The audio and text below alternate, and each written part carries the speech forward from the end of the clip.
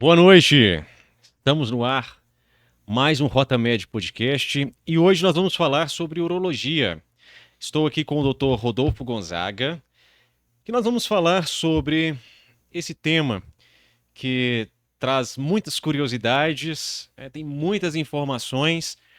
Aqui ao meu lado tem um especialista em urologia, residência em urologia pelo Hospital das Clínicas da UFMG. Residência também em cirurgia geral, é isso mesmo? Isso, Cirurgia geral. exatamente. E graduação em medicina pela Universidade Federal de Juiz de Fora. Doutor Rodolfo Gonzaga, muito bem-vindo, doutor. Muito obrigado. Boa noite, bem.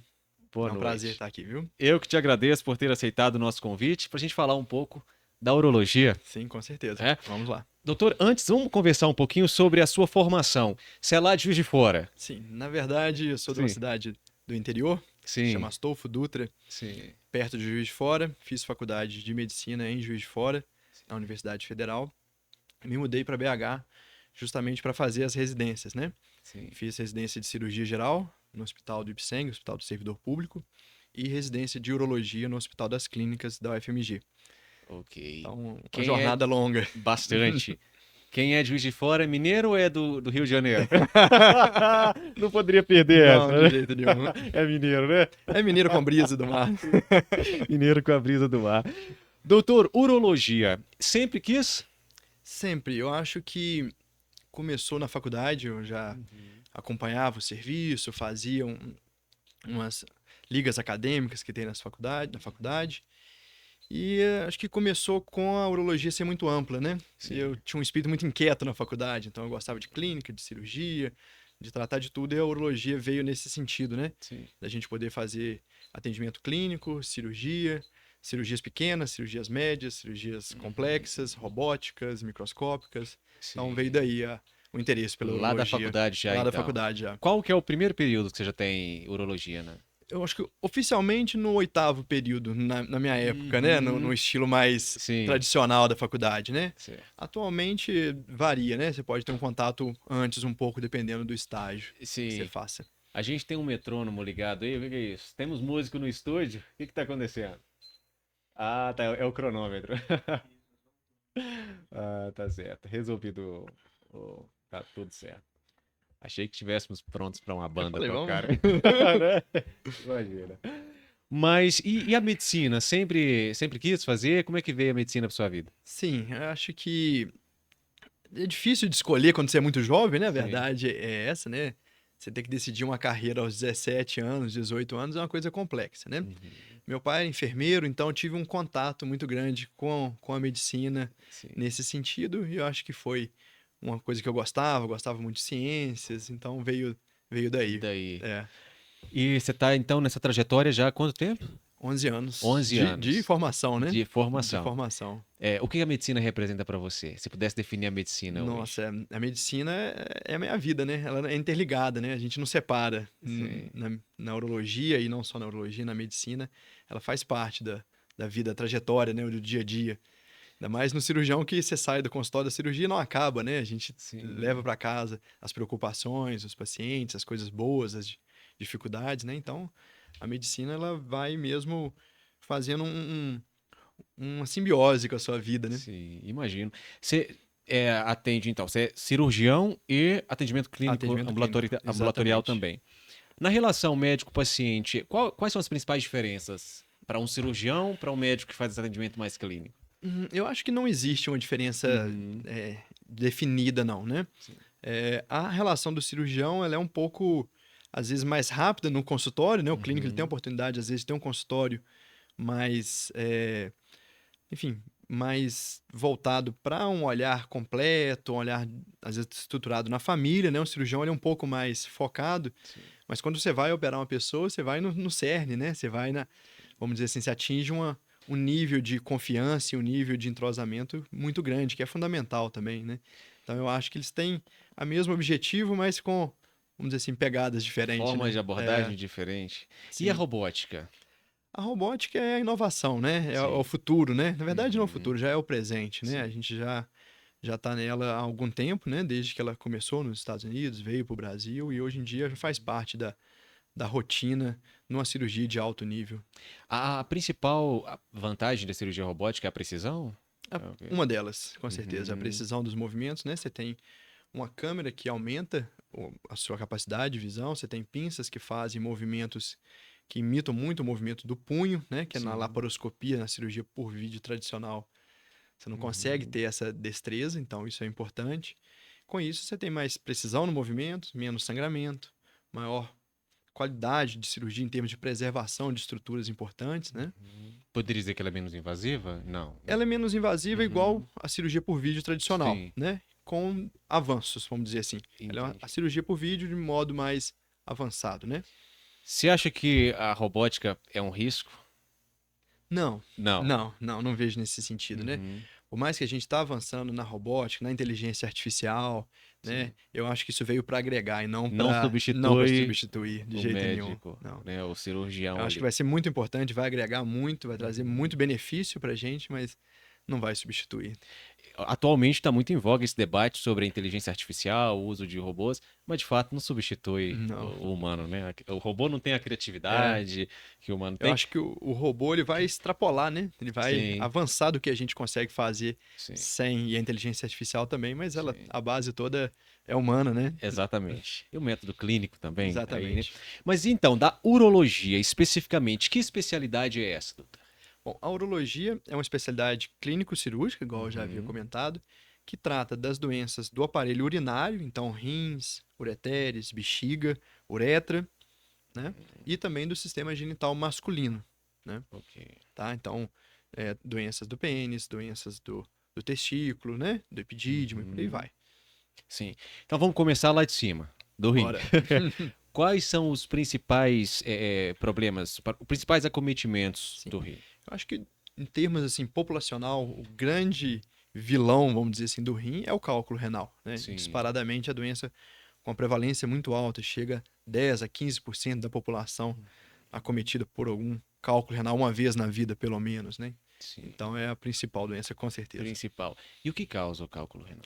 O cálculo renal, na verdade, ele é uma doença multifatorial, né? Ela tem um Uhum. fator, primeiro, genético, muito Sim, grande, uma influência familiar, é uma doença do rim, né? O rim, a gente tem no rim, né? Imagina que a urina é uma solução, você tem sim, fatores que formam cálculo e fatores que dissolvem o cálculo. Isso, o tempo todo, tem que estar em equilíbrio. sim. Se você tem um desbalanço entre o que causa e o que não causa o cálculo, a gente vai ter a formação. Então é uma doença crônica, né? Não é uma doença aguda. É igual hipertensão, igual diabetes, igual asma. Você não cura o cálculo renal, Sim, né? A doença litiásica não cura, porque a doença está na estrutura do rim. Então a uhum, gente tem um controle, né? sim, E fatores externos influenciam muito também, né? sim. Beber pouca água, abuso de refrigerante, principalmente refrigerantes escuros, né? Uhum. Excesso de sal e outros tantos fatores. E existe algum. Você falou que é uma doença crônica, né? Sim, O paciente ele vai percebendo, ele pode suspeitar com o tempo que ele tem cálculo ou ele vai perceber mesmo e vai te procurar quando ele estiver se contorcendo lá com aquela dor característica? as duas coisas acontecem, né? A Uhum. gente tem que lembrar que aquela característica, aquela cólica intensa, muito forte, que a pessoa fica se contorcendo, que leva ela a procurar um pronto atendimento correndo de urgência, né? Sim, Desesperadamente. A gente chama de cólica renal, mas na verdade o cálculo já não está mais no rim, ele está no no ureter, no ureter. canal que conduz a urina do rim até na bexiga, né? Então, nesse momento, a pedra que estava no rim migrou, Sim, obstruiu o canal, que é a parte mais estreita, e aí sim deu a dor. Então, essa é a manifestação aguda da cólica renal, sim, né? Mas a pedra, quando está no rim e ela vai crescendo de tamanho, ela pode incomodar também. Ela pode dar uma dor menos intensa, mas uma dor também que incomoda, uma dor lombar também que incomoda. Pode levar a quadros de infecção urinária, infecção de repetição. Então a gente tem os dois cenários, né? E temos um terceiro, quando eventualmente a pedra já está grande, mas o paciente não sentiu nada. sim. E ela foi crescendo muito devagarzinho, foi dando tempo do rim se acostumar. E ele descobriu, às vezes, fazendo um exame para outro motivo. Foi fazer uma tomografia porque estava com, enfim, um outro quadro de dor. E na investigação Sim. achou o cálculo renal, né?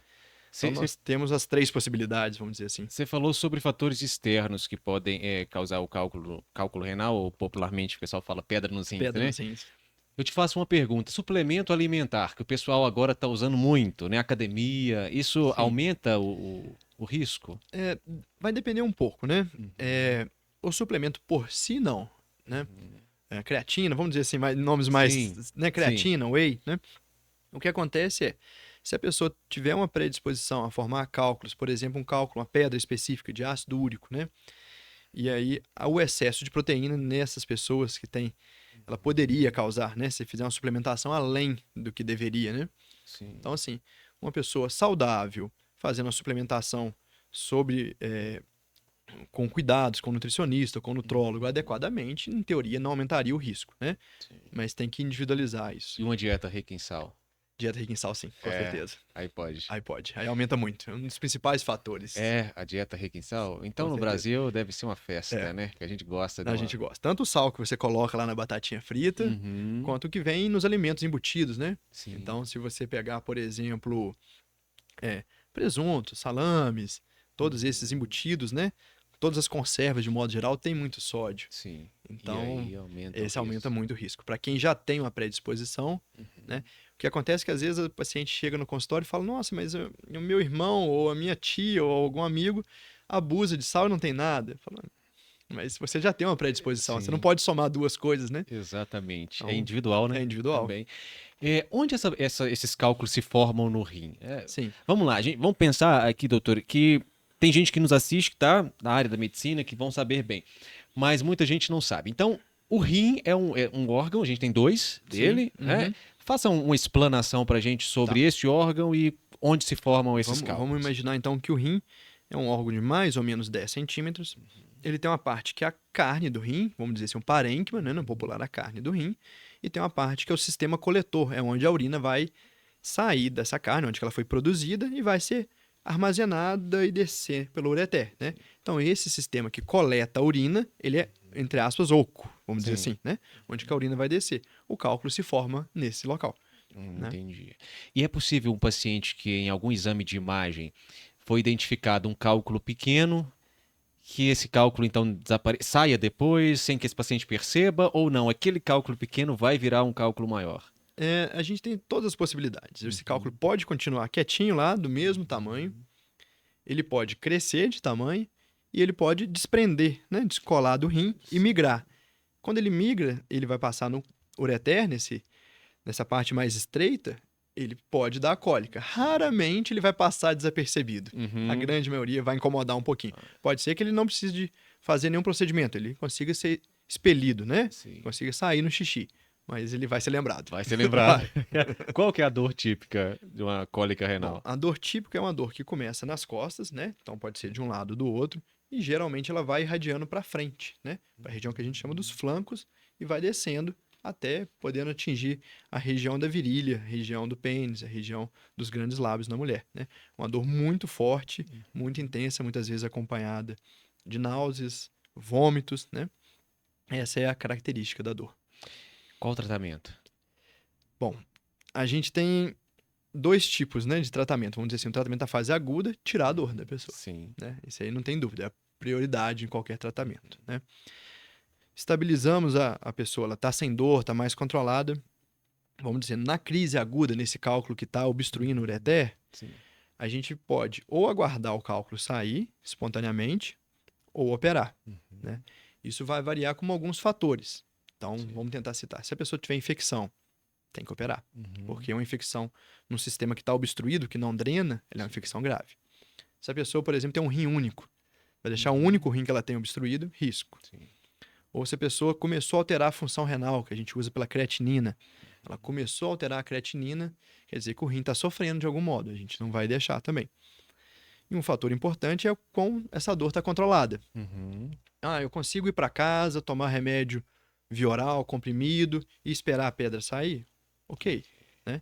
Não, essa dor tá voltando o tempo todo, eu já fui para casa, já voltei no pronto atendimento, não melhora, é uma indicação de operar, né? O tamanho por si só não é o principal fator, entende? Tem gente que vai ter uma pedra de 3 milímetros que não vai sair, Sim. que vai sofrer com ela, que vai ter indicação de operar. Tem gente que eventualmente com uma pedra maior, de 6, 7, que vai conseguir. Então é um somatório desses fatores.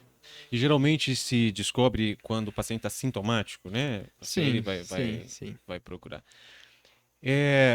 Qual que é a principal infecção do rim? A principal infecção do rim é infecção bacteriana, né? Uhum. Normalmente, infecções que começam na bexiga, né? Infecções de cistite, que às vezes sobem e fazem a pielonefrite, a infecção do rim, né? Uma infecção muito mais grave, vamos dizer assim. Sim. Quais as consequências que uma infecção no rim pode gerar? Pode gerar uma infecção generalizada, né? Uma sepse. Ela pode gerar abscesso no rim, ter que ser Sim. drenado. Ela pode gerar, inclusive, quadros crônicos que vai... O único tratamento é a retirada completa do rim, a nefrectomia, né? Então, é uma infecção que deve ser tratada. Sim. Não pode ser de modo nenhum negligenciada. Sim. O paciente, então, ele consegue sobreviver bem com um rim só? Sim, a gente tem pessoas que nasceram com um rim só, né? É A mesmo? agenesia renal Uhum. não é comum, mas Sim. a gente tem a agenesia renal. Tem pessoas que doaram um rim, por exemplo, para um parente próximo. Sim. E pessoas que tiraram por tumor ou por algum outro motivo e vivem bem com o rim. A gente tem que lembrar que o que mais agride o rim são as doenças crônicas outras, né? Diabetes, hipertensão, obesidade, colesterol alto. Então, uma pessoa tem um rim, ela pode sim viver bem, Sim. desde que ela controle essas doenças, essas comorbidades. Ok. Tem que ter sempre um controle. Tem que ter né? um controle Equilíbrio. bem fino. É. Não é à toa que geralmente a gente ganhou 2, né? A maioria das pessoas. Não é à toa. Não é à toa. Descendo um pouco, então, saindo do rim, ureter. Quais são os principais acometimentos do ureter? Acho que o ureter a gente junta com o rim, Com né? o rim, né? No Uhum. cálculo, né? Sim. A gente tem infecções como tumores de ureter, por exemplo, mas infecções mais raras, né? Sim. A gente pode ter estenose, estreitamentos, né? Às vezes que surgiram, às vezes decorrente de alguma manipulação, como cirurgias prévias, né? Mas eu colocaria o combo, né? Rim, ureter, Sim. na doença calculosa, né? Na pedra mesmo, como a principal. naquele principal. Chegamos Aliás, antes da bexiga, no nome tem a próstata, né? Podemos colocar a ordem que você Vamos preferir. pra Vamos pra próstata, próstata, então. Hiperplasia prostática, que altera o PSA, né? Altera. Pode alterar o PSA e o paciente assusta. Assusta. Fala um pouco pra gente da hiperplasia prostática. por favor. A hiperplasia é um aumento da próstata que começa por volta dos 40 anos e vai atingir a vida toda, né? Sim. Quanto mais velho, maior a chance de você ter hiperplasia. Se você pegar estudos de pessoas aos 90, aos 100 anos, quase a totalidade dessas pessoas tem hiperplasia. O que não quer dizer que elas vão ter sintoma, né? A gente tem que diferenciar as duas coisas.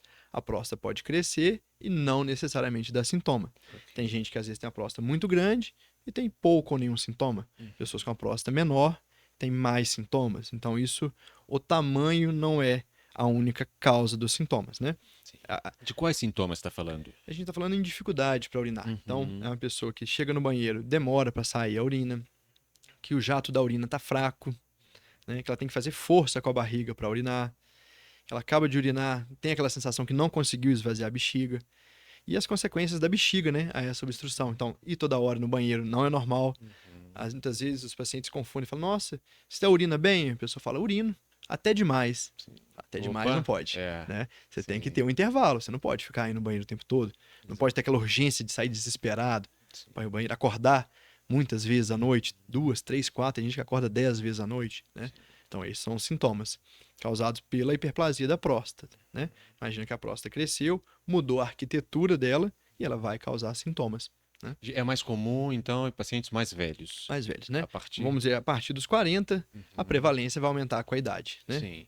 E então, nada tem a ver aí com um tumor maligno tão temida neoplasia de próstata. Não tem a ver. Né? E o que é ela, o tumor de próstata? O tumor de próstata é um crescimento anormal de um tecido, né, de um câncer dentro da próstata, que não carrega correlação com a hiperplasia. Inclusive, a pessoa pode ter hiperplasia e ter câncer de próstata, né? São coisas independentes, né?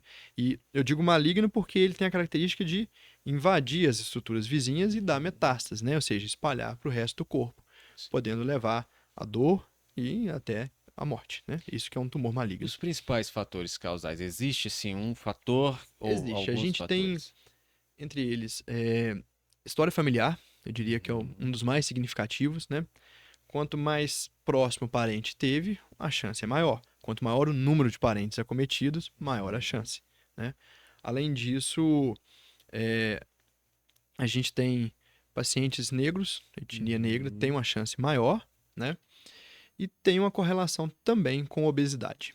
É mesmo, a Sim. obesidade É, também aumenta, também aumenta o risco de tumores mais agressivos. sim, da próstata. Qual que é a solução geralmente para um tumor de próstata? É a prostectomia? Isso. Ok. Né, de um modo geral, o Sim. tumor, a gente vai ter vários estágios, né? Uhum. Desde tumores que estão confinados dentro da próstata até tumor que já é espalhado. Sim. Vamos começar num cenário mais tranquilo, né? O tumor Uhum. foi diagnosticado dentro da próstata. O principal tratamento, a principal linha é a cirurgia, a remoção completa da próstata e das vesículas seminais que estão junto com a próstata, né? E a gente faz depois o que a gente chama de anastomose, ou seja, reemenda a bexiga na uretra, onde que para fazer o caminho da urina Hum. sair normalmente. E uma cirurgia de remoção de próstata, ela pode deixar o homem impotente? Pode, mas não é uma, vamos dizer assim, uma condição obrigatória, né? Ok. Isso é muito importante a gente falar.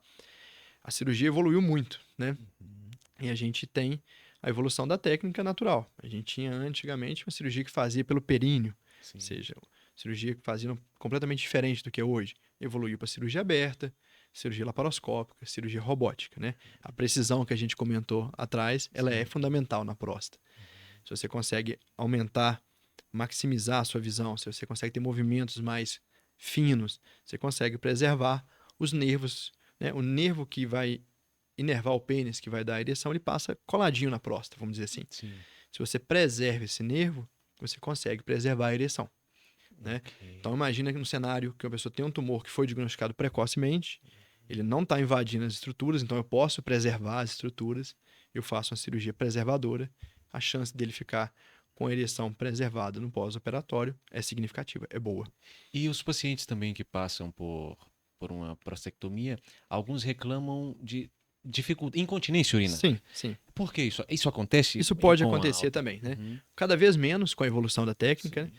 A gente tem que lembrar que a gente vai tirar a próstata e a gente vai fazer essa emenda, vou fazer assim no termo mais Sim. simples, né? Emenda da próstata da próstata, não, da bexiga na uretra. Sim.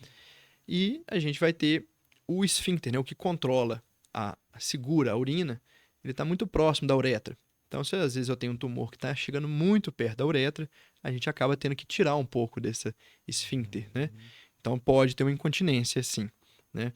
Normalmente, em lesões mais avançadas, que a cirurgia tem que ser mais agressiva. Cirurgias para tumores mais precoces, isso raramente acontece, né? Lembrando que depois também a gente pode fazer fisioterapia para melhorar essa continência e a grande maioria das pessoas ficam completamente continentes, né? Ótimo. Deixa eu trazer um ponto controverso aqui para nossa discussão, Já até doutor. sei. Para sua aula, você já sabe, né?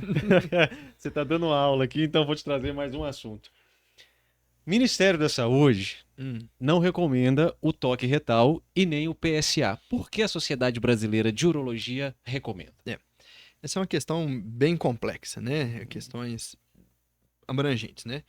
Se a gente pegar os trabalhos todos que fizeram rastreamento, o que é a ideia do rastreamento? É eu pegar uma pessoa que está assintomática, que não tem sintoma nenhum, fazer o PSA, fazer o toque, no intuito de diagnosticar o câncer no estágio inicial para a chance de cura ser maior. Ou Sim. seja, o tumor de próstata num achado inicial, a chance de cura é de 90%. Então, o objetivo do toque do PSA é pegar essas pessoas que estão começando o tumor e ainda não desenvolveram sintomas, Sim. para ter essa chance de cura grande. Então, se a gente pega as grandes séries europeias, americanas, a gente vê que a longo prazo a gente tem sim uma redução de mortalidade, de, de redução, né, de pessoas que foram curadas pelo câncer. Então, as sociedades americanas, europeias, brasileiras, elas mantêm essa recomendação formal populacional, né? A gente tem que lembrar que isso envolve um esforço grande, né? Isso envolve custo também, Sim. né? Então, tem questões complexas por trás, mas é sabido, e isso já não tem mais dúvida na literatura urológica, que o rastreamento ele melhora, né, tanto a mortalidade quanto a qualidade de vida do paciente. Né? Uma coisa é você diagnosticar precoce, antes desse sintoma, tratar e fazer um acompanhamento. Outra é tratar depois que já tiver com sintomas, né? As coisas são um pouco diferentes. Então, Certo. a gente mantém, com certeza, essa indicação. Então, hoje a um paciente de 50 anos, você recomendaria o PSA Sim, e o toque retal? a Sociedade Brasileira de Urologia, né? E de acordo com essas outras que eu falei, a gente recomenda, de um modo geral, a partir dos 50 anos, Sim. exame de PSA e toque. 45 anos para quem tem história na família. A gente tem que trazer um pouquinho mais perto, lembrar que essa pessoa vai ter uma chance maior. Sim, E, de um modo geral, para também negros fazer aos 45. A gente tem que pensar que no Brasil a gente tem uma população miscigenada, sim. diferenciar quem é caucasiano, quem é De negro, quem é isso negro é é difícil. impossível. Uhum. Então, de um modo geral, eu recomendo fazer aos 45, que a gente fica mais tranquilo, né? Sim. Ok. E vamos descer então agora para bexiga, cistite, que Sim. tem uma pergunta aqui que eu quero Hum. até selecioná-la. Já chegou. Manda para mim, Isaac, por favor. Ou você já mandou aqui? A da... Foi uma das primeiras perguntas que chegou sobre a cistite. Aí eu quero fazer menção à senhora que fez a pergunta. Ela manda sempre, tá? Ela acompanha todos os podcasts. Ela tem um Bacana. sobrenome Lewandowski. Tem muitos por aí, né? Tem alguns, né?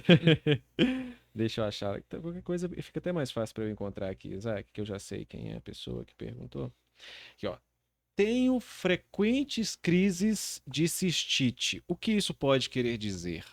Bom, a infecção urinária de repetição, o que seria? Uma pessoa que tem mais de 3 no ano, ou mais de 2 em 6 meses, isso para mulheres, né? Que é a Sim. grande maioria das pessoas que vão ter infecção Sim. urinária de repetição.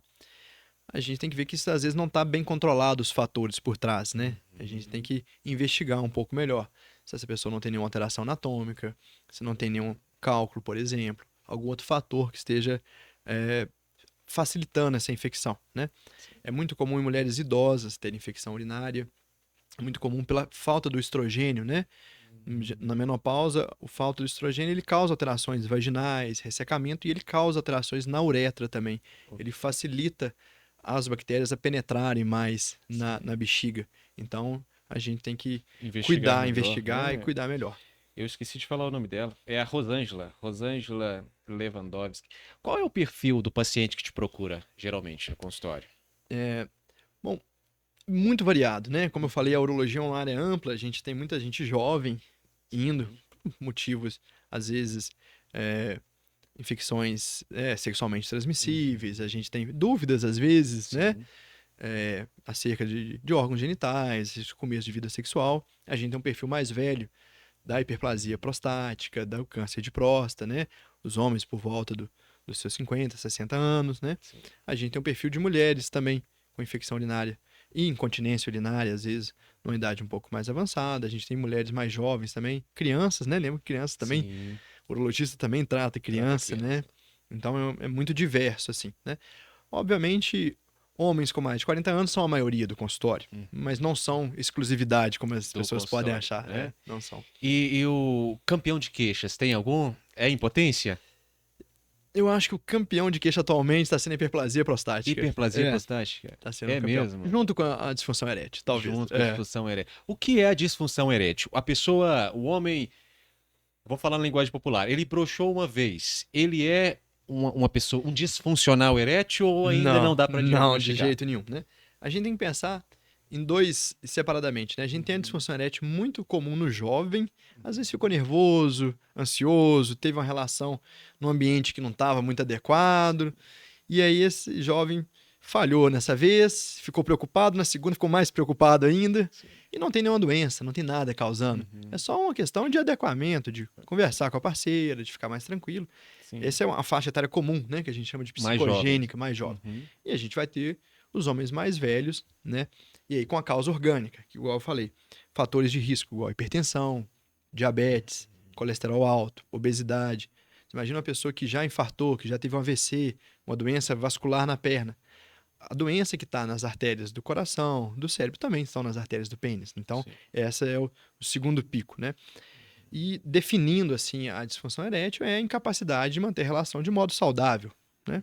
De modo satisfatório, que vai necessitar de algum tratamento. Quais são os tratamentos de disfunção Bom, erétil, a geralmente? gente tem 3 linhas, né? Se a gente colocar assim.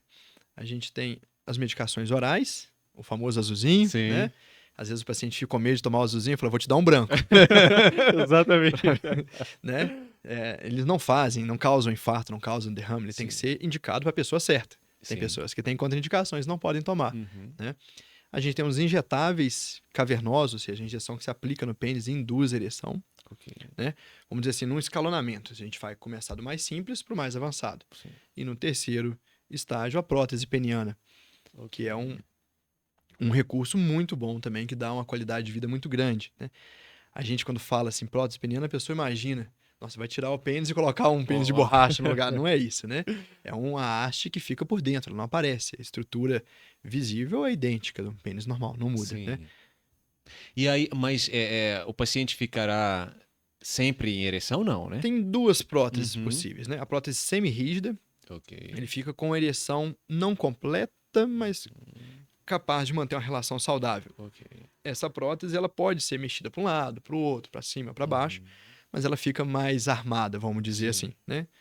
Dá para usar uma calça jeans, uma bermuda, que não vai disfarçar, tomando os devidos cuidados, né? Sim. E a gente tem atualmente, de forma mais moderna, a prótese inflável, em que o pênis fica flácido e a gente faz, vamos dizer assim, infla essa sonda, essa prótese, através de um dispositivo que fica no escroto, no saco, e essa prótese, na hora de ter relação sexual, ela fica completamente túrgida, ela simula uma ereção mais fisiológica, né? Mais natural. Entendi. E o azulzinho, ele é usado às vezes por jovens quase que como um método profilático, né? Qual que é o problema disso? Ou existe algum problema disso? Assim, problema num jovem saudável, Sim. eventualmente não, se você não tiver nada, nenhuma cardiopatia, nenhuma Sim. doença por detrás, né? Lembrar que às vezes a pessoa não sabe se tem, né? Ela vai Uhum. descobrir num evento. Uhum. Então, assim, não é recomendável, Sim. né? De jeito nenhum. Outra coisa é que às vezes vira uma dependência psicológica. Ela não é uma droga que vicia. Não é, por exemplo, um Rivotril que se toma para dormir que ele Sim. vai causar uma dependência. Mas ele às vezes causa uma dependência emocional, quase, né? Então esse jovem às vezes precisa de melhorar a ansiedade, de conversar melhor com o parceiro, do que tentar tomar uma medicação ou tomar para ser super-homem, né? Para Sim. fazer vamos dizer, uma performance que não é necessário ou tá na cabeça dele, né? dele. E o simples fato de se tomar a medicação não provoca ereção, é Não. necessário estímulo, Não, né? é necessário estímulo. A gente tem que lembrar, assim, resumindo de uma maneira mais fácil, Sim. a medicação ela vai inibir os fatores que fazem a ereção reduzir. Uhum. Então, se eu tomar a medicação e for ver televisão, for trabalhar, não vai acontecer nada. Mediante o estímulo, começou a ter ereção, ela vai segurar mais a ereção, deixar ela mais firme, mais forte, né? Certo. E a ejaculação precoce é outro problema que as outro pessoas te problema procuram muito lá? comum, é muito comum. Uhum. Tanto em jovens quanto às vezes pessoas de meia idade também, né? Sim. Lembrar que a ejaculação precoce, primeiro, a maioria das pessoas que procuram não tem. Ok. Vira a gente tem que lembrar que a indústria pornográfica, Sim. ela causa uma alteração muito grande na percepção das pessoas, principalmente no adolescente, no adulto Sim. jovem, né? Você vai fazer um filme para vender, você quer fazer um filme que seja, E né? o jovem não sabe E que o tem jovem- vários takes ali, né? vários takes, várias medicações, Sim. coisas por detrás, né? Sim. Eu atendi um jovem que estava achando que o pênis estava pequeno e estava com ejaculação precoce. Estava completamente normal, tempo de ejaculação completamente normal. E eu falei, olha, só não coloca expectativa além, expectativa Claro. normal, Sim. né? Mas tem sim, ejaculação precoce, aquela que não vão colocar um tempo, porque tempo é um número meio cabalístico, né? Sim. É uma ejaculação que ocorre num período satisfatório para o casal. Ok. Vamos dizer assim, se está acontecendo antes, se o parceiro ou a parceira está insatisfeito, Sim. aí a gente tem uma ejaculação precoce que vai ser adequadamente tratada, né? Sim. Medicações que fazem esse controle de forma bem efetiva, Certo. Com medicações? com medicações. Sim, E tem a questão psíquica também, né? tem. Às vezes vai precisar de uma terapia junto, né? De tratamento para uma ansiedade, Sim. para um outro distúrbio, não só para ejaculação precoce. Né? Certo. Tem a ejaculação tardia também, né? Tem. Ejaculação medicações, por retardada, exemplo, ela é menos comum na população geral, mais comum com quem usa principalmente antidepressivos. A grande característica, antidepressivos, antipsicóticos, essas medicações são os principais vilões, vamos dizer assim, né? Sim. Acontece tanto no homem, a dificuldade de ejacular ou de ter orgasmo, quanto em mulheres também, a dificuldade de atingir o orgasmo nas mulheres que tomam antidepressivos. Não vai.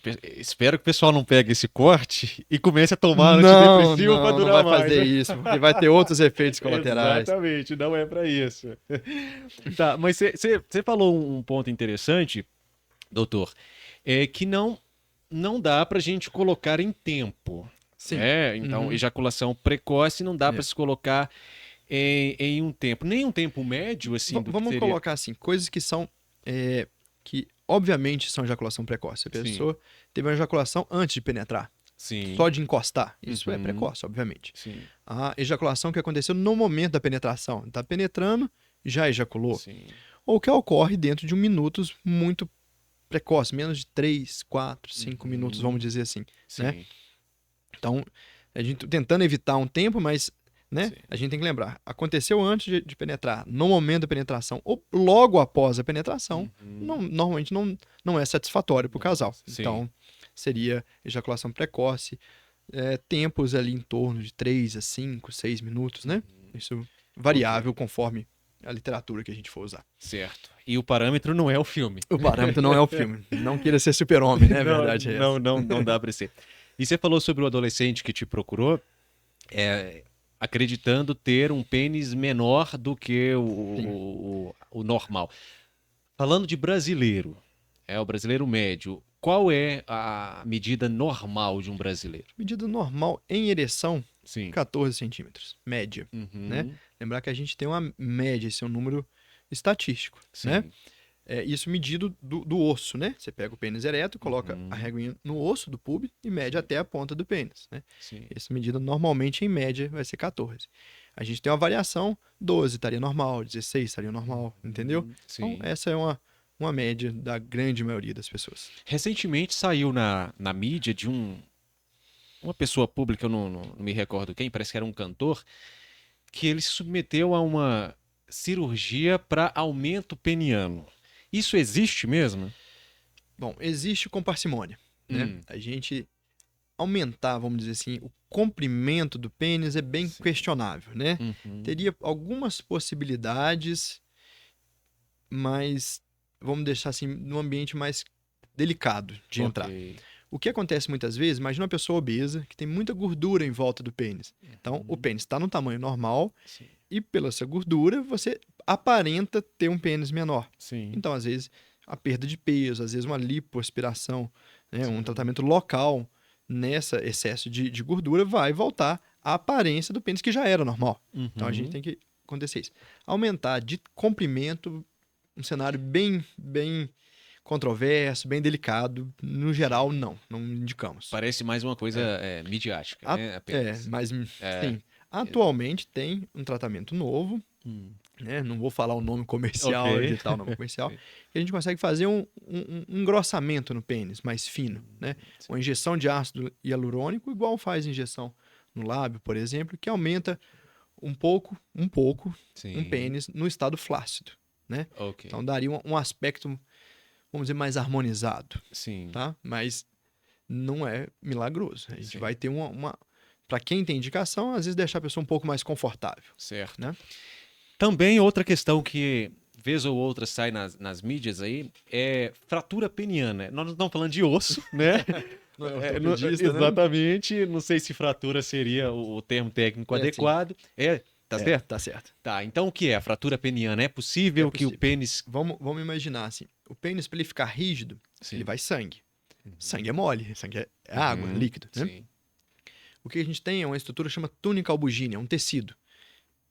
Esse tecido faz a compressão do sangue, ele comprime o sangue. Você imagina, você está tentando encher um balão, esse balão não vai mais do que um limite. E ele fica firme, Sim. fica tenso. No momento da relação, se tiver, por exemplo, um movimento que o pênis faz uma curvatura muito acentuada, essa túnica albugínea pode romper.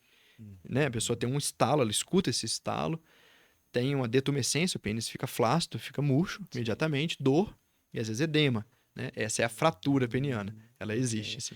E o tratamento É cirúrgico. e é reversível a fratura? É imediatamente cirúrgico, né? A gente Ok. tem que fazer a correção.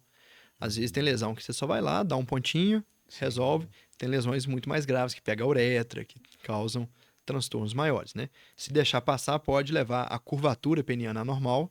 Imagina que o pênis vai cicatrizar numa posição viciosa, Sim. e inclusive também a disfunção erétil. Doutor, você falou de curvatura peniana anormal. Então é porque existe a curvatura peniana normal, Sim, né?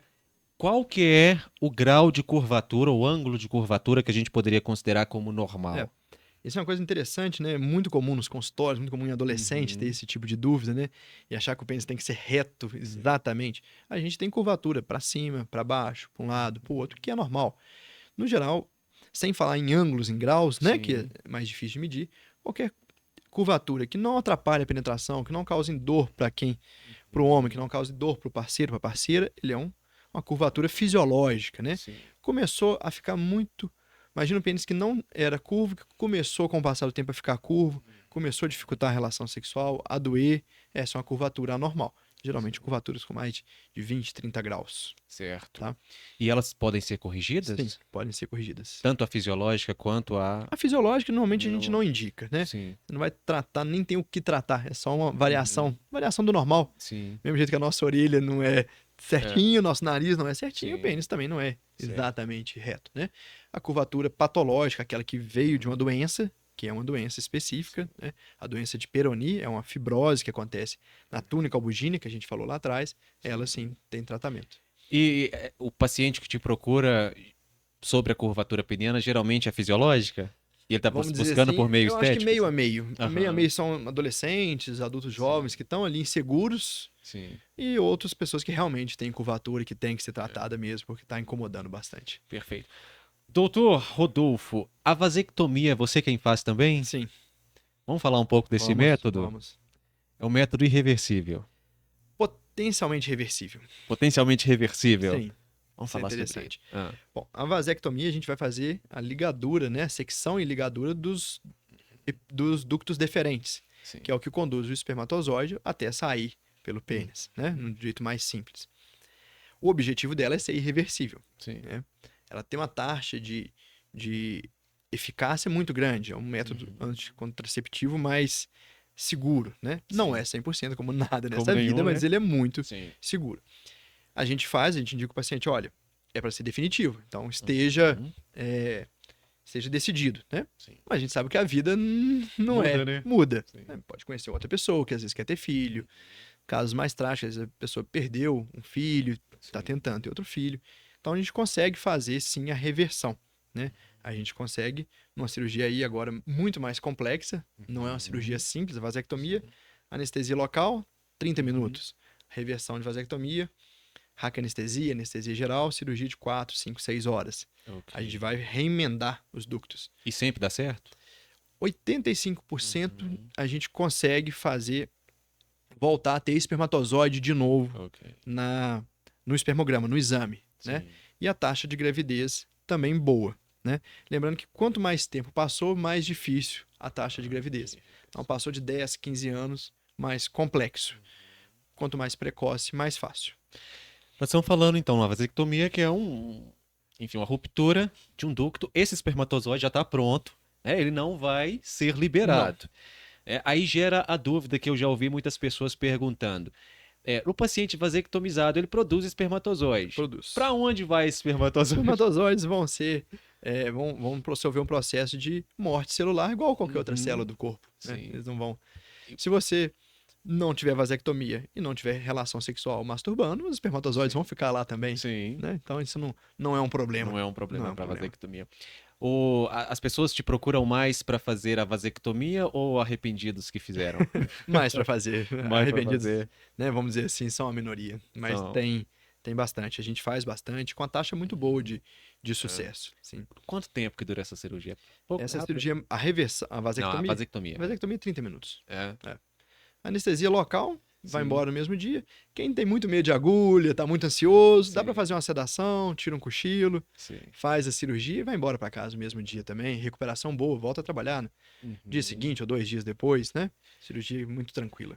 Um paciente vasectomizado e que não fez a reversão, é possível que ele engravide alguém ainda? É possível ter uma recanalização espontânea, né? Imagina que os ductos estão, eu brinco com o paciente, olha, eu cortei, queimei e liguei. Ok. Mas, Sim. eventualmente, ele pode se juntar de novo e ter. E Então, a gente ter. sempre deixa isso bem claro. A taxa é muito pequena, Sim. mas Mas pode acontecer. A gente Era tava- para ser. Era para ser. Era para ser. Compartilhar uma experiência que a professora compartilhou conosco. Era uma cidade interior. E aí Tinha um casal. A moça fez a ligadura. Sim. Trompas, engravidou. Depois de ter feito. Aí gerou. Era uma cidade pequena. Sim, sim. Gerou aquela coisa toda, né? Aí, não. O marido agora fez a vasectomia. Sim. Engravidou de novo. Esses tinham que ter o filho. Ah, Não exatamente. tinha outra Aí, possibilidade pra dois eles. filhos depois dessa É. vasectomia. Nenhum método é 100% eficaz, né? E as ISTs, elas são frequentes também? São, infelizmente ainda são. Ainda são Uhum. muito frequentes, né? Se a gente pensar em uretrites, gonorreia, clamídia, sífilis, que aumentou muito, prevalência muito alta, né? HIV, hepatite B, hepatite C, uma frequência menor, mas a gente tem muito ainda, temos muito em consultório, muito em pronto atendimento, né? Bastante. E tá chegando mais no jovem, no idoso. O idoso também tá aumentando a Também, taxa, né? a gente tem que pensar que atualmente, né, a gente tirou um pouco o estigma do que o idoso não pode ter relação Sim. sexual, né? E acaba que muitas vezes acontece relações protegidas, né? O medo do homem de às vezes broxar com a camisinha, né? Isso acontece. Então tem aumentado sim. E até uma preocupação, porque cada vez as bactérias, principalmente a bactéria da gonorreia, tá ficando extremamente resistente. E às vezes você começa a primeira linha, segunda linha e vai conseguir o tratamento na terceira, quarta linha de antibiótico, onde já tá no limite Sim. do que você pode fazer, né? E numa consulta de urologia, porque nós homens geralmente temos menos. Isso até é epidemiologicamente provado, né? A gente procura menos o médico, né, para Sim. cuidar da nossa saúde. Mas numa consulta com o urologista, você sente que o paciente ele fica mais à vontade? Fica. Fica, é um homem conversando com outro homem. Sim. Uhum. Eu acho que o ambiente do consultório faz Sim. isso, né? A gente tem hoje o aumento de urologistas mulheres, né, na Sim. urologia, e também sempre reportam também esse conforto, vamos dizer, o consultório é um ambiente protegido. Eu Sim. brinco que é um confessionário. Sim. Você tá à vontade. Exato. Você tem o seu direito e sua proteção legal para você se expor e falar o que você quiser. Então eu acho que é um ambiente bom para às vezes tirar dúvidas, preocupações que às vezes passaram a vida na Sim. cabeça, que, igual eu te falei, às vezes uma pessoa preocupada com o tamanho do pênis, que ficou com isso na cabeça ali, perturbando durante anos, que você vai esclarecer numa consulta e fala, tá tudo E bem, ele vai feliz, né? né? Ou às vezes coisas que vão ser necessárias num tratamento mesmo, Sim. né? Geralmente casais te procuram também? Vai os dois ou. A gente tem que lembrar que homem às vezes vai empurrado, né? Sim. Vai empurrado, a mulher vai junto, né? É. Tem aqueles que, quando se pergunta, o que eu posso te ajudar? O que você tem? Ele olha pra esposa, Fala né? aí. Fala aí, né? Então, conta o que eu tenho, né? Eu imagino. Mas estava falando das ISTs que estão voltando, né? A sífilis está voltando com força. Quais são os principais sinais de alerta para um paciente que ele possa imaginar que esteja com IST? Vamos pensar na sífilis, né? Que a gente estava comentando. É uma úlcera, né? Uma lesão ulcerosa no pênis, né? Sim. A sífilis normalmente não dói, né? A gente tem outras lesões ulcerosas que doem, que a gente tem que fazer o diagnóstico diferencial. Mas então qualquer machucadinho, úlcera no pênis não é normal. A gente tem que ficar muito atento, porque no caso da sífilis, por exemplo, ela some sozinha. Sim. E ela vai agravar, ela Sim. vai, né, virar uma sífilis secundária, Sumiu, terciária. não é porque curou, Não né? é porque curou, né? Às vezes a pessoa, não procurei o médico, graças a Deus, curou sozinha. Não. Não curou, entendeu? E a gente tem também a gonorreia, a clamídia, né? E essas normalmente vão dar corrimento na uretra, né? Descarga uretral, né? Sim. Geralmente secreção purulenta pelo pênis, né? Aí o paciente procura mais, Aí né? procura mais, porque ela incomoda, ela Sim. dá um certo medo, né? Sim. Tem uma pergunta sobre... Não tem? É isso aí, é sobre HPV. Aí eu quero já... Você mandou para mim, Isaac? Porque aí eu já faço a menção de quem fez a pergunta e a gente... Deixa eu achar. Sim, isso, que é um dos sinais, né? Uhum. Deixa eu achar aqui. Aqui, ó. É a Natália. Ela pergunta assim: existe tratamento para o homem não infectar a parceira com HPV? Aí ela faz outra pergunta. HPV tem alguma consequência para homens? Eu acredito que ela pergunta isso, doutor, porque as campanhas sobre prevenção do HPV, parece que elas são muito mais eficazes nas mulheres porque tem o exame Papa Nicolau, né? O câncer de colo do útero, enfim. Fala-se pouco sobre HPV no homem. Sim. Então, responda essa pergunta dela, Deveria por ser favor. mais falado, inclusive, Sim. né? A gente tem que lembrar que o HPV é um vírus que tem uma prevalência grande na população. Nem todo mundo que tem o vírus vai manifestar, ou seja, vai apresentar verruga. Sim. Né? Uma porcentagem dessas pessoas vai manifestar. Né? O que é interessante é que atualmente existem vacinas para o HPV, para reduzir, principalmente os HPVs que causam câncer, né? Os oncogênicos. E tem vacinas para meninos, Sim. pelo Ministério da Saúde Pública, né? Então a gente deveria. Vacinas novas, né? Sim. Que são muito eficazes, né? O HPV, além da verruga, que é esteticamente incômoda, ele pode predispor ao câncer de pênis, que é uma doença muito agressiva e muito estigmatizada, né? Porque o tratamento muitas vezes é tão agressivo quanto a própria doença, Sim. né? Então, o HPV ele deve ser tratado, a gente tem que, por questão estética, por questão de poder causar câncer no homem e pela transmissão, né? Sim. Verrugas ativas transmitem, Sim. né? Transmitem HPV. Pode passar para a mulher que pode ter o câncer de colo uterino, né?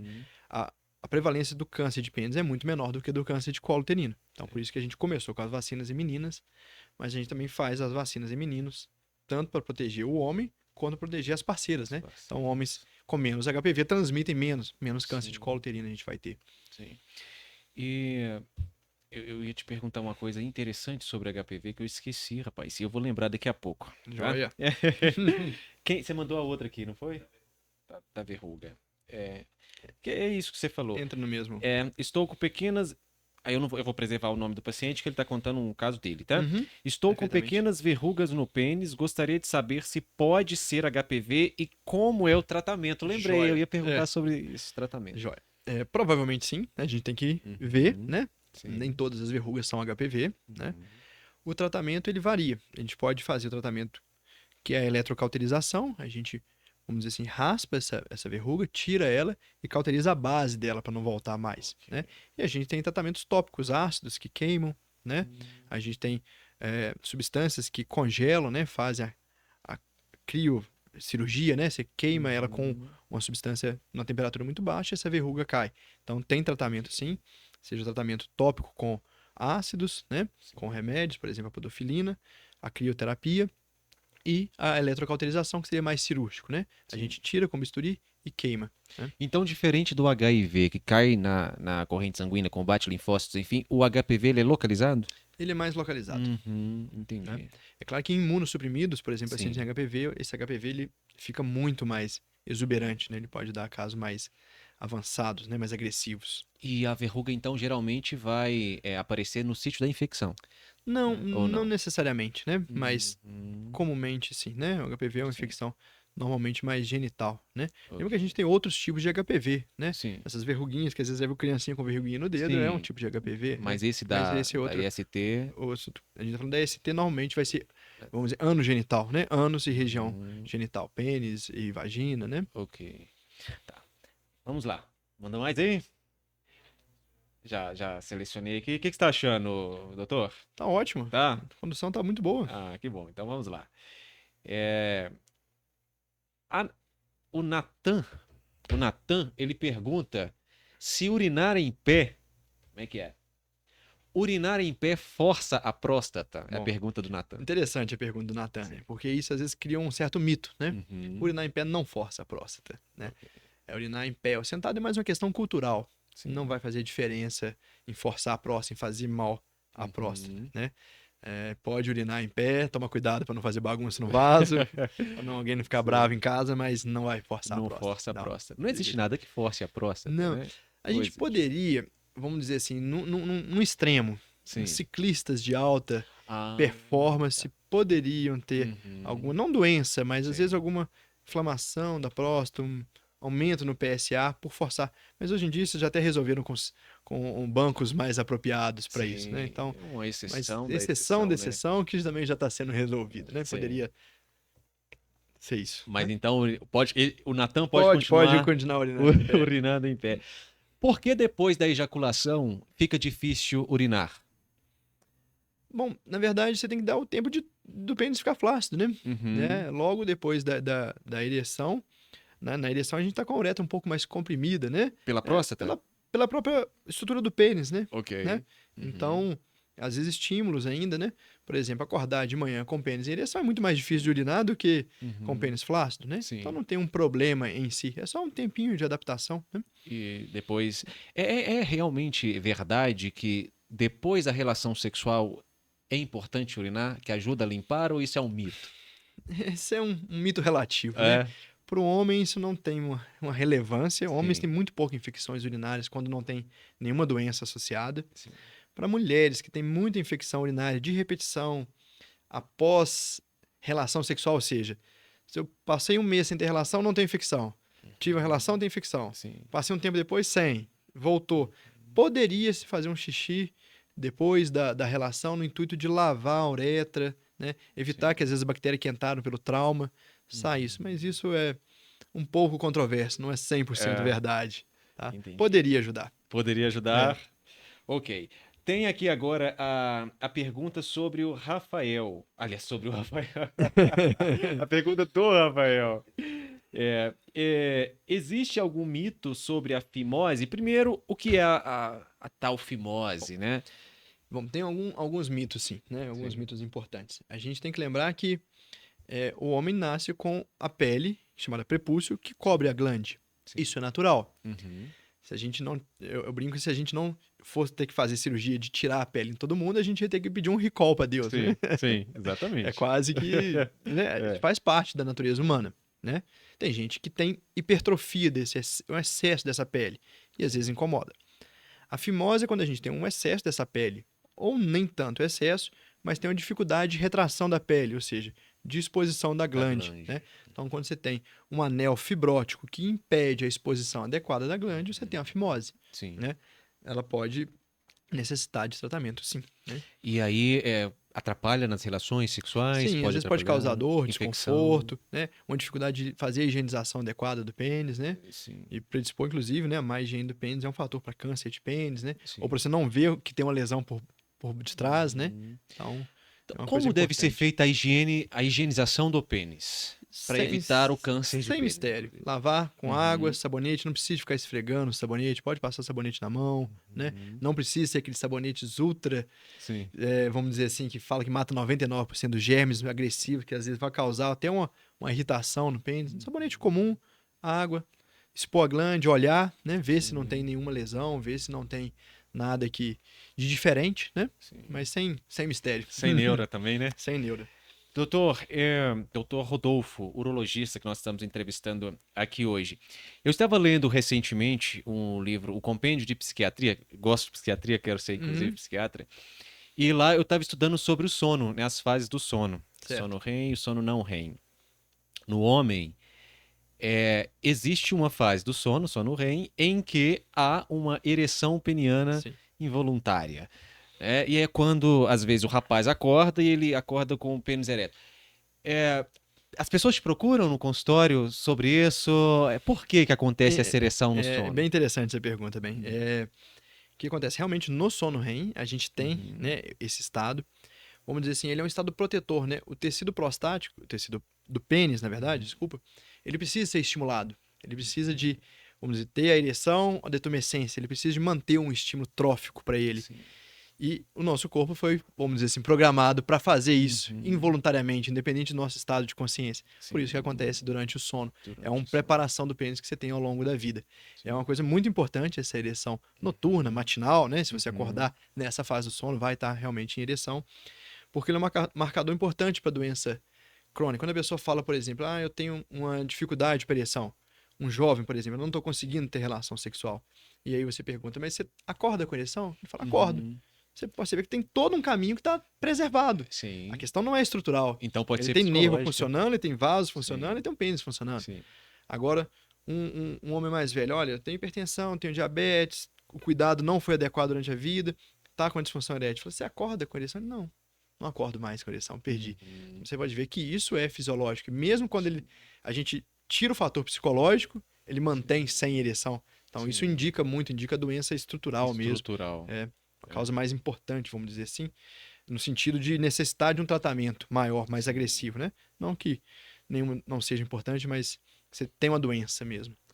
E Em qual idade que já começa a acontecer essa ereção noturna? Isso Ou pode começar isso... no começo da puberdade, né? Lembra Sim, que o pênis, isso é interessante, né?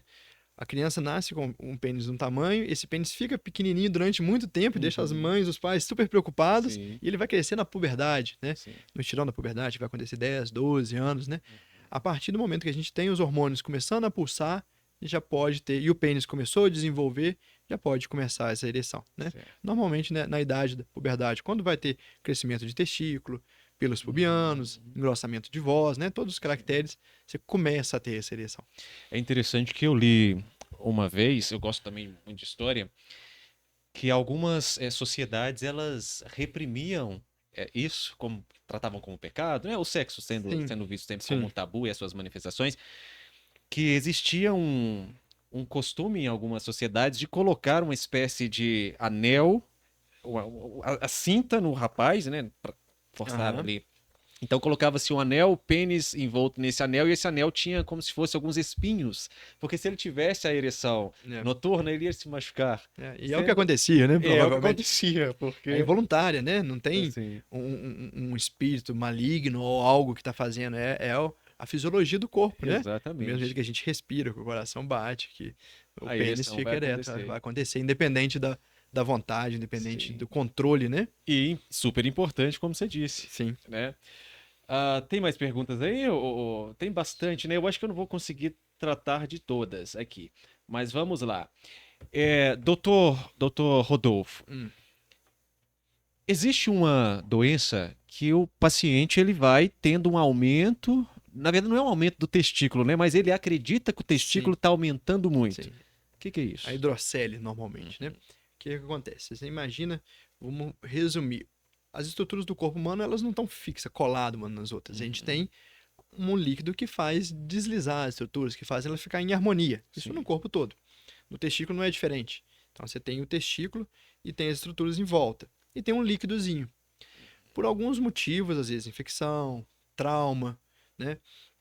Esse equilíbrio entre o que produz o líquido e o que absorve, ele uhum, entra em desbalanço. Então você tem uma sim, produção maior do que a absorção. Esse líquido acumula. E aí uhum, tem a hidrocele, esse aumento do volume do escroto, do saco, e não do sim, testículo, e né? Por não do excesso de líquido. testículo. E se estiver incomodando o paciente, dando dor, Uhum. esteticamente ruim, a gente faz a cirurgia. E se está tendo um problema na drenagem, vai continuar aumentando, não é? Tende a aumentar. Tende a aumentar. Como o paciente resolve esse problema? Então a gente faz a cirurgia, não é só Uhum, drenar o líquido, né? A gente tem que fazer uma cirurgia para everter, para mudar as estruturas que estão por dentro do testículo, para ele parar de produzir sim, tanto líquido. sim. Se drenar, ele vai voltar. Vai voltar imediatamente, pouco tempo depois. Sim, então a drenagem seria paliativo, quase, Seria né? paliativo, né? É, A gente tem que fazer a cirurgia para evitar que esse desbalanço se permaneça. Aí e seria a hidrocele. Seria E a hidrocele. varicocele? A varicocele é um aumento das veias que drenam o sangue do testículo, Uhum, né? Muito mais comumente do lado direito, mas pode ser dos dois lados. Do lado esquerdo, desculpa, sim. mas pode ser dos dois lados. A varicocele, essas veias ficaram varicosas, tipo os varizes, igual a gente tem Uhum, na perna, né? sim. E muitas vezes pode causar um incômodo, né? Uhum. Pode causar um peso no testículo ao final do dia, num dia que você ficou mais em pé. E em adolescentes pode até prejudicar o crescimento do testículo e pode levar à infertilidade também. Pode ter a ver com o pensamento de uma das artérias renais? Então, o que que acontece? De um modo mais anatômico, assim, né? Do lado Uhum, esquerdo, a veia que drena no testículo, a veia gonadal, ela drena na veia renal e sim, num ângulo muito mais agudo. Então, a drenagem dessa veia é naturalmente mais difícil. Se a pessoa sim. tiver uma angulação dessa veia mais acentuado, ela vai ter a varicocele. Do lado direito, a drenagem da veia gonadal é direto na veia cava num ângulo mais favorável, então isso Sim. ocorre muito menos. Tanto que quando a gente tem uma varicocele só do lado direito, sem ter do lado esquerdo, a gente tem que investigar que pode ter um tumor que está comprimindo essa veia. Sim. E qual o tratamento? Existe Existe tratamento? tratamento, a gente Uhum, faz a ligadura dessas veias que estão em excesso ok, e a drenagem vai seguir pelas veias colaterais, né? certo. Com uma taxa de sucesso muito boa, principalmente quando a gente faz ela com auxílio de microscópio. E então aquela infertilidade se Pode ser reverteria, corrigida. Aham. ser corrigida. Doutor, eu te pedi 5 mitos que envolvem a urologia. Sim. Bom, eu acho que o primeiro a gente falou durante, né, a Sim. apresentação, O urologista não trata só homens, né? Sim. Isso é um grande mito. O urologista não trata só órgão genital, Sim. né? Não é só isso, né? Outra coisa que é importante, né? Lembrar que dificuldade para urinar, essa disfunção erétil não é normal com o envelhecimento. A gente tem que tirar isso da cabeça. Ah, eu tô assim porque eu tô velho, eu tô assim. Não, você tem algum problema. Não é para ser assim, a gente tem que envelhecer saudável. Do mesmo jeito, em mulheres, não é normal ter incontinência urinária, né? Isso é um mito também. Ah, eu tô assim porque eu já tô mais velho, porque é assim mesmo, né? Isso é um grande mito, sim. E uma coisa que é, de certo modo, é um mito é que beber água não vai resolver todos os seus problemas, né? Ajuda, mas Sim. tem que caprichar, Tem né? que caprichar. Sim, tem que caprichar em outros detalhes. Você falou então que a urologia não trata só homens. Não. É um dos mitos que você acabou de dizer aí. As pessoas pensam que sim, né, a maioria? A maioria, sim. É. Quando... Alunos, né? Eu dou aula na Aham, faculdade sim. e vamos começar o ambulatório, dou aula no ambulatório de urologia. Sim. E aí a primeira mulher que chega, os meninos já estão assim, mas veio mulher. Aham. O que tá acontecendo? Ah, mas a sua mãe não tem rim, não tem bexiga, não tem ureter, né? Exato. A urologia não é o avesso da Não ginecologia, é, né? exatamente, não é. Sim. A mulher, então, ela procura geralmente o urologista quando está com essas infecções ou... Infecções, cálculo, Uhum, né? Tumores, né? A gente tem câncer sim. de rim, câncer de bexiga, né? Problemas na glândula adrenal, tem uma vasta, né? Uhum, Incontinência urinária, uma vasta sim, gama de patologias que acometem as mulheres. sim. E eu te pedi também 5 fatos que envolvam a urologia que todo mundo deva saber. Eu acho que a primeira, tentando lembrar assim, a gente tem que lembrar que o urologista é cirurgião, né? A gente fica Uhum, nessa dúvida, né? sim, Então, todo do urologista, por obrigação, vamos dizer assim, da lei, a sim, gente fez cirurgia geral antes, depois urologia. Então, essa é uma coisa significativa, né? Acho que uma coisa importante, de um modo geral, para a saúde, é que o estilo de vida afeta também as doenças urológicas, né? Então, alimentação saudável, beber água, atividade física, dormir bem, isso vai afetar as doenças urológicas sim. também, né? É, eu acho que outra coisa que a gente deve lembrar é que a avaliação regular com o urologista e o rastreamento que a gente comentou, ele é Uhum, importante, sim, ele pode ajudar muito, ele deve ser feito. É, eu acho que eu citaria também que o câncer tem cura, né? O sim. câncer de próstata, o câncer de rim, o câncer de bexiga, né? E falando mais no câncer de próstata, para a gente finalizar, operar câncer de próstata, fazer prostatectomia não é sinônimo de ficar incontinente ou com disfunção Uhum, erétil. A cirurgia evoluiu, as coisas aumentaram muito, né? Hiperplasia de próstata tem tratamentos extremamente modernos atualmente, né? uhum, Antes a gente tentava adequar muito a cirurgia, o paciente para a cirurgia, né? Aí eu quero isso, eu quero preservar a ejaculação depois de uma cirurgia. Aí fala, não tem jeito. Hoje em uhum, dia as coisas avançaram muito, a gente consegue individualizar muito mais, né? sim. Tratar o paciente com base no que ele espera de ter de resultados, né? Então a gente evoluiu muito nessa área também. Quando você informa o paciente que ele tem uma neoplasia de próstata e vai precisar de uma cirurgia de remoção, ele apresenta essa preocupação em relação à impotência para você? Sim, sim, É, sim. Eu sempre tento falar com o paciente. Primeira coisa, a gente tem que. Você acabou de ter um diagnóstico de uma doença grave. sim. Eu acho que a gente tem que mudar a perspectiva da vida, Uhum, né? Você não pode manter os mesmos valores diante de um evento, né? sim, A gente tem que adaptar. sim. Então, se eventualmente vai acontecer de ficar, gente, você tratou um Uhum, câncer, você tá melhor, sim, você não vai ficar, né? Mas a gente tem de fazer tudo possível para não deixar a pessoa com é, qualquer sequela, né? sim. Mas eu imagino que deva ser uma das primeiras Sim, é uma das preocupações que ele primeiras queixas, com apresenta, certeza. né? Ainda mais quando pacientes mais jovens, né? Sim. Existem pacientes mais jovens muito recorrentes que procuram para Com com câncer de câncer de próstata. próstata? Existem algumas mutações genéticas mais raras e um Uhum. componente familiar que sim, a gente É, pode ter paciente com eventualmente 45, 47, 50 anos com com câncer de câncer de próstata, sim. próstata. A evolução é mais lenta, né? Geralmente, Geralmente, o tumor de próstata ele é muito variado, né? sim. Tem doenças pouco agressivas que eventualmente a gente Uhum. vai acompanhar Sim, e doenças que são extremamente agressivas que a gente tem que fazer o tratamento agressivo e muitas vezes continuar depois da cirurgia com radioterapia, com tratamento hormonal, com quimioterapia. Então é uma sim. doença muito ampla, por isso que não dá pra gente colocar tudo no mesmo balaio, no Tem mesmo pacote, que, né? Tem que ver o que está acontecendo caso a com cada caso. pessoa, né? Tem alguma coisa, doutor, que assim, a urologia, a medicina é uma ciência muito ampla, né? É Uhum. uma área de saber muito ampla.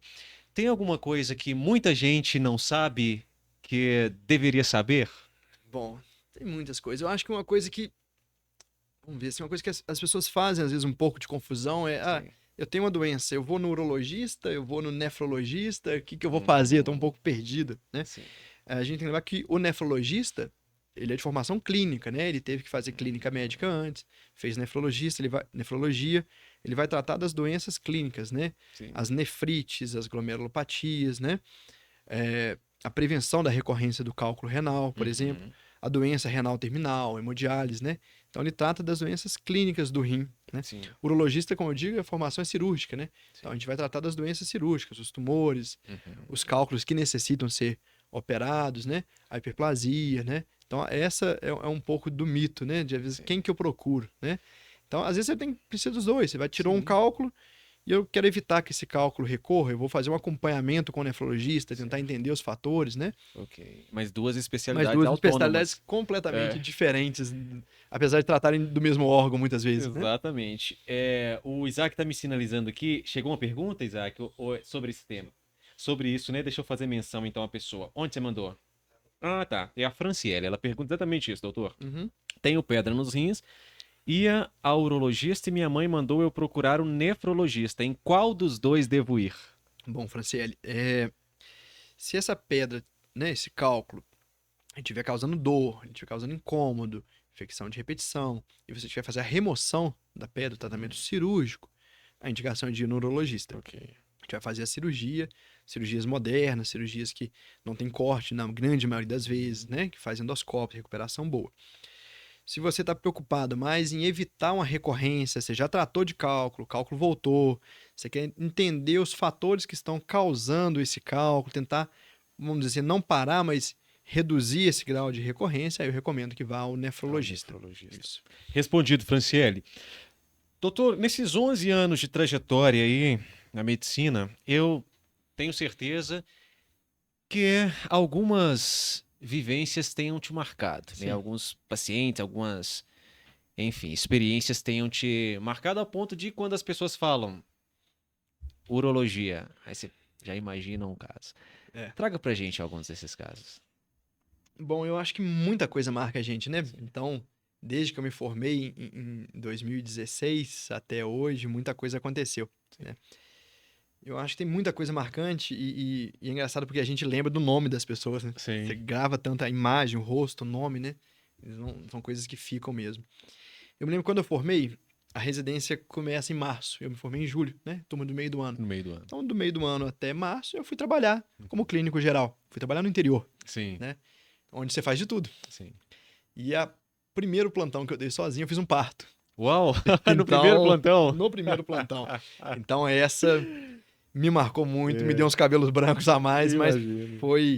deu tudo certo. Eu lembro até o nome, né? Era Safira. Nunca vou esquecer Que da nome Safira. bonito. E foi parto vaginal Vaginal, normal, deu tudo É, certo, a criança ficou ótima. Mas para um recém-formado ficou tenso, né? é uma tensão muito grande. Imagino. Eu acho que depois, à medida que a gente vai avançando, vai tendo muito, né? Na residência de cirurgia geral, tinha uma paciente, né, que me marcou muito porque ela tinha várias cirurgias e ela fez uma cirurgia muito grande. E ela ficou internada, e eu era o residente responsável por ela, ficou internado comigo, Sim. 125 dias. Então, assim, 125 Muito dias no hospital, numa mulher jovem, Sim. não é fácil, né? Cria Isso uma relação até cria uma mais relação, funda, né? Eu lembro que ela teve uma complicação no Réveillon, né? Então, isso marca muito. Sim. E ela saiu, Que foi bom. embora bem, então isso me marcou muito. Sim. E foi um aprendizado muito grande, né? Pra você acompanhar essa pessoa. Igual você falou que gosta de psiquiatria, um dia ela tá super triste, ela quer desistir do tratamento, ela tá... Não dá mais, chega, né? Sim. No outro dia ela tá feliz, e como lidar com todos esses aspectos, né? Longe de casa, um Longe ambiente de hospitalar, casa, né? Um ambiente difícil, Sim. complicações, né? Então esse é um caso que me marcou muito, tanto do ponto de vista de aprendizado como residente, eu estava no primeiro ano de residência, e de ver a força da pessoa também, de superar e de Claro. ter determinação, ter garra para ficar esse tempo todo, né? Eu tava pensando assim, na urologia também tiveram diversos casos, né? Eu lembro casos mais emblemáticos, assim, eu lembro de a gente, que é cirurgião, gosta de contar muito caso cirúrgico, né? À Não tem vontade. jeito, né? Eu lembro de um paciente que né? Eu fiz minha formação no Hospital das Clínicas e ele estava no João 23, e ele foi internado pra gente, ele tinha um tumor de rim do lado direito, e esse tumor muitas vezes dá trombo, e esse trombo ia até no coração. Sim. Então a gente fez uma cirurgia muito complexa, né? A gente fez uma tomografia, uma ressonância, pedimos avaliação da cardiologia, marcamos junto com a cirurgia cardiovascular. Então você imagina, a gente fez uma incisão do pescoço até no final da barriga, Sim. né? E a gente tirou Bem esse extensa. tumor, tiramos esse trombo. Esse paciente ficou ótimo, eu tenho fotos com ele no pós-operatório. Então, assim, é um caso muito emblemático, né? Que a gente conseguiu fazer uma cirurgia muito grande, muito complexa no SUS. No Hospital das No Clínicas. Hospital das Clínicas, no hospital público, né? Que E ver interessante. isso dar certo, ver isso acontecer, Sim. é muito legal. Né? Tem casos que são realmente, às vezes, mais difíceis, que a gente tem que lembrar também da medicina, como, às vezes, o alívio, né? Às vezes a gente não cura. Né? Na verdade, a gente cura menos do que a gente acha que Exato, cura, mas a gente exatamente. tem que dar um alívio. Eu lembro de uma paciente que um tumor de bexiga, que ele era praticamente inoperável, e só que ela estava tendo sangramento, dor, infecção, necrose, estava dando um odor ruim. E a gente fez uma cirurgia que as pessoas falaram que não vai fazer, deixa pra lá. E a gente tirou toda essa lesão visível, né? Claro que a gente não foi com a intenção de curar, mas deu alívio durante meses, né? Ela passou, engordou, ganhou peso, voltou pra casa, tirou aquele odor ruim, aquele aspecto ruim. Então, por mais que a doença progrida, e você sabe que vai Sim. progredir, mas a qualidade de vida e poder dar esse alento é E acaba muito sendo uma interessante. espécie de cura, né? É. Não é essa cura. Mas é a cura pra alma, às vezes. né? Exato, É. exatamente. Muito bom, doutor. Alguém que queira te encontrar aqui em BH, queira se consultar contigo, onde essas pessoas, ou ter informações Sim. de você, onde elas te encontram? Tem um site, né? Chama Rodolfo Urologia. O site você pode encontrar, lá tem o endereço, tem o WhatsApp da clínica, né? Sim. Onde que eu atendo. Minha clínica fica aqui em Belo Horizonte, no bairro Funcionários. Acho que o site talvez seja o jeito mais fácil de chegar direto à secretária. Rodolfurologia? rodolfurologia.com.br.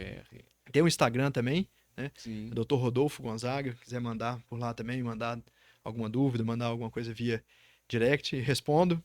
Tá? Ótimo. Você estava num congresso recentemente, né? De Sim, urologia. congresso em Salvador. Foi bom? Foi muito bom. Ah, legal. Quantos dias? Foram 4 dias. 4 dias. Esse congresso foi ótimo. Muito bom. Muito obrigado, doutor Rodolfo. Muito por obrigado, ter bem. vindo, compartilhado as informações. Agradeço a vocês que acompanharam até aqui esse programa. Muita coisa interessante foi falada aqui. Foi mais do que falada, foi ensinada aqui. E eu sempre digo o seguinte: nem todo mundo vai ter. Olha, a gente está 1 hora e 17 minutos conversando com o doutor Rodolfo. Nem todo mundo tem esse tempo de 1 hora e 17 minutos para assistir a um podcast. O que você pode fazer? Pegar os cortes, né, que a gente vai disponibilizar aí ao longo das semanas, tanto para o Instagram quanto para o próprio conteúdo de YouTube mesmo. Pega esse corte e envie para alguém. Né? Você pode ter um amigo que esteja em dúvida acerca da incontinência urinária, foi falado aqui, você manda esse corte para ele. Outro que está em dúvida acerca do que é disfunção erétil, você pega um corte e envia para ele. Talvez ele não teve tempo de assistir a tudo, mas assiste ao corte. Né? E vá lá às redes do Dr. Rodolfo, você vai encontrar muito mais informações. E quem sabe um dia a gente te traga aqui de novo a falar agora de um tema mais específico. Virei com certeza, será um prazer imenso. Prazer ter te recebido aqui, tá? Eu sempre falo isso, doutor. Nesse primeiro programa, a gente faz esse apanhado geral, né? Falamos sobre muitas coisas. Começamos lá no Rio, descemos até as partes mais baixas. Mas eu falo que a gente convida o convidado mais uma vez e aí a gente pode abordar um tema mais específico, alguma coisa nesse sentido. Sim, com certeza. Tá certo? Fico muito feliz pela sua presença. Muito obrigado.